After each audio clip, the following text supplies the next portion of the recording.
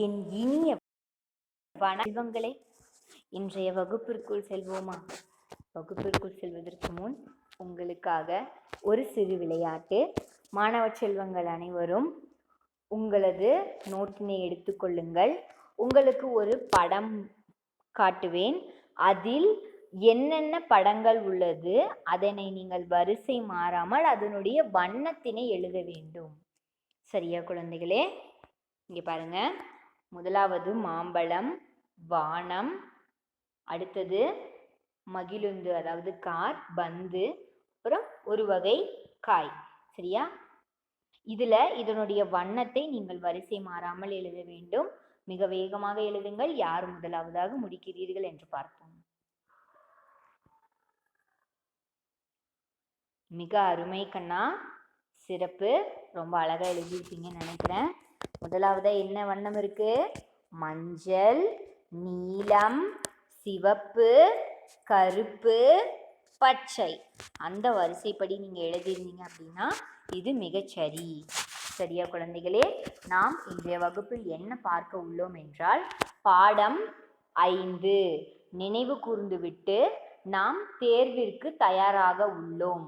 சரியா மாணவ செல்வங்களே? பாடம் 5 நினைவு கூர்ந்து விட்டு பாடம் 5ற்கான தேர்வு அடுத்த வகுப்பில் நடைபெற உள்ளது. அதற்கு நாம் தயாராக உள்ளோம். மாணவ செல்வங்கள் அனைவரும் சற்று கவனமுடன் நன்கு கவனமாக கவனியுங்கள். சரியா? நாம் பாடம் 5 என்ன பார்த்தோம்? வண்ணம் தொட்டு. வண்ணம் தொட்டு பாடல் பார்த்தோம் அல்லவா? சரி, இந்த பாடல் பாடுவோமா?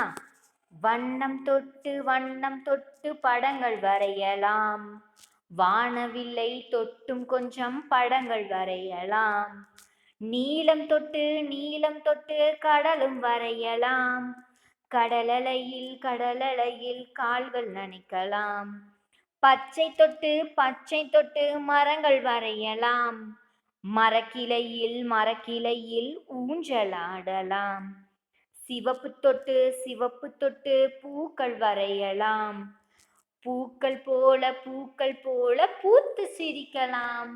சரியா கண்ணா? இந்த பாடலை நீங்க வீட்டில் இருக்கும் பொழுது பாடி பழகுங்க. சரியா குட்டி? அடுத்தது பயிற்சி. சொல்லி பழகுக. நீங்களும் சொல்லி பழகணும் கண்ணா.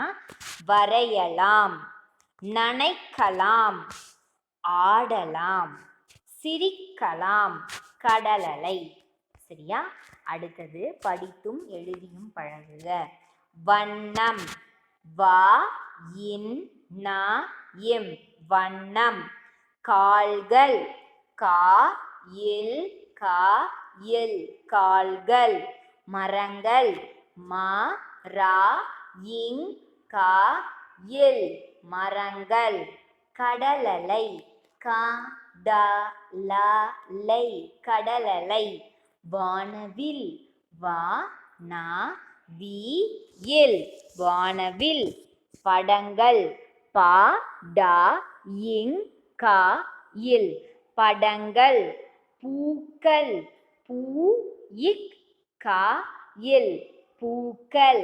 மரக்கிளை, மா ரா இக் கி லை, மரக்கிளை. சரியா கண்ணா? எழுத்து கூட்டி சொல்லியும் பழகுங்க, எழுதியும் பழகுங்க. அடுத்தது பொறுத்துக.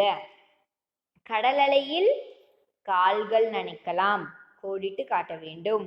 பூக்கள் போல பூத்து சிரிக்கலாம், வண்ணம் தொட்டு படங்கள் வரையலாம், மரக்கிளையில் ஊஞ்சல் ஆடலாம்.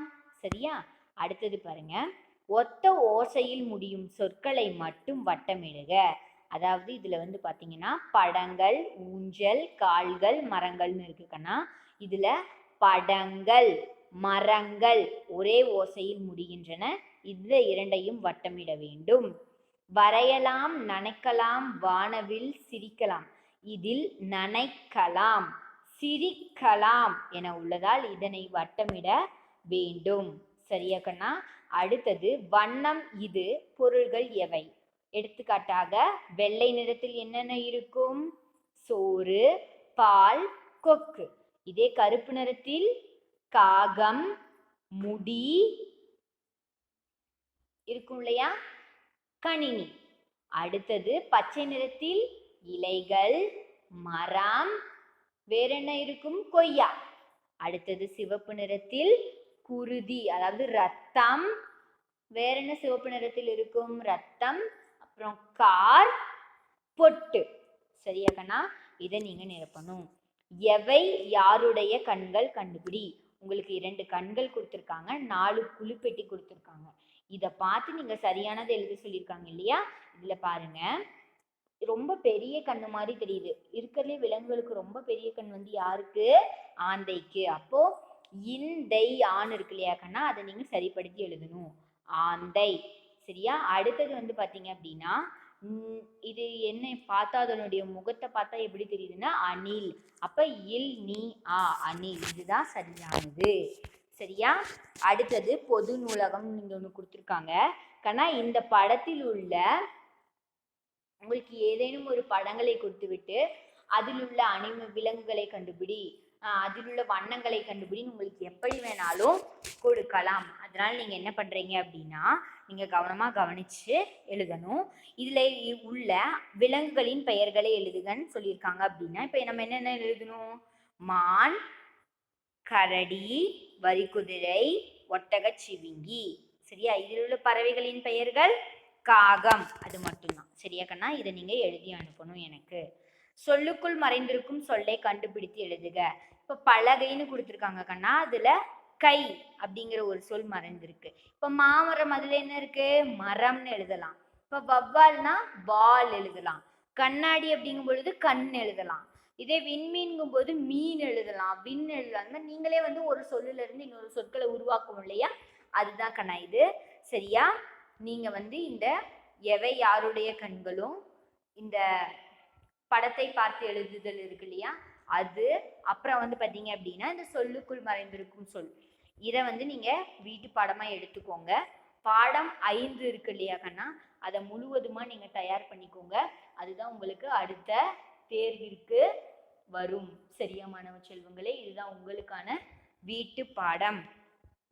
நீங்கள் நேரம் தவறாமல் ஆரோக்கியமான உணவினை உட்கொள்ள வேண்டும். அனைவரும் சத்தான காய்கறிகள் மற்றும் பழங்களை உணவாக உட்கொள்ள வேண்டும். அதிகமாக தண்ணீரை பருக வேண்டும். யாரும் வீட்டை விட்டு வெளியில் செல்லக்கூடாது. சரியா மாணவ செல்வங்களே? வீட்டு பாடம் என்பது அவசியம். நீங்கள் கட்டாயம் முடித்து எங்களுக்கு கூகுள் கிளாஸ் ரூமில் அனுப்பி வைக்க வேண்டும். சரியா குழந்தைகளே? நன்றி, வணக்கம். வாழ்க வளமுடன் மழலை செல்வங்களே.